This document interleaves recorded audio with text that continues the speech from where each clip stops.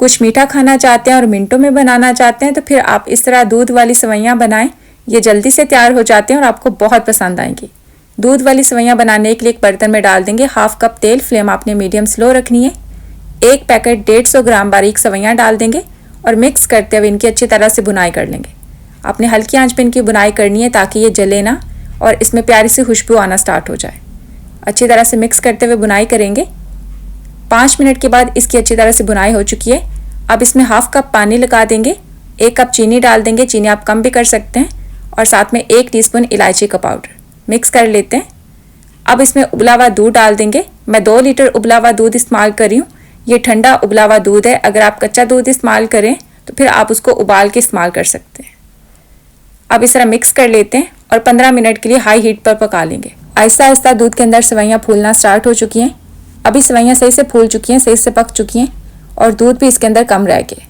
इस तरह गाढ़ी गाढ़ी सेवइयाँ तैयार हो चुकी हैं। 1/4 कप इसमें डाल देंगे नारियल का पाउडर, ग्रेट किया हुआ नारियल, और मिक्स कर लेते हैं। इससे बहुत अच्छा टेस्ट आएगा। ये ऑप्शनल है, अगर आपको नहीं पसंद तो स्किप कर सकते हैं, पर ये बहुत मज़ेदार लगेगा। ये देखिए इस तरह की हमारी गाढ़ी गाढ़ी सेवइयाँ तैयार हो चुकी हैं। अगर आप गर्म सर्व करना चाहते हैं तो इस तरह का टेक्सचर रखें, और ठंडी करके सर्व करना चाहते हैं तो थोड़ी सी पतली रखें। हमें ये गरम गरम अच्छी लगती हैं तो इसलिए हमने इसको गरम गरम सर्व करते हैं।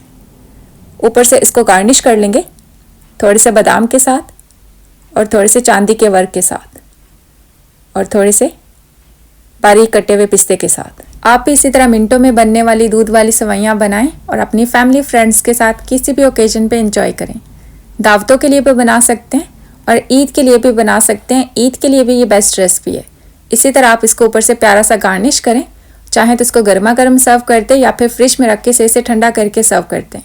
अगर आप इसको थोड़ा सा गाढ़ा रखना चाहते हैं तो आप इस तरह भी बना सकते हैं, और अगर आप इनको थोड़ा सा पतला रखना चाहते हैं तो आप इसको थोड़ा सा कम पकाएं तो आपकी पतली सेवइयाँ तैयार हो जाएंगी।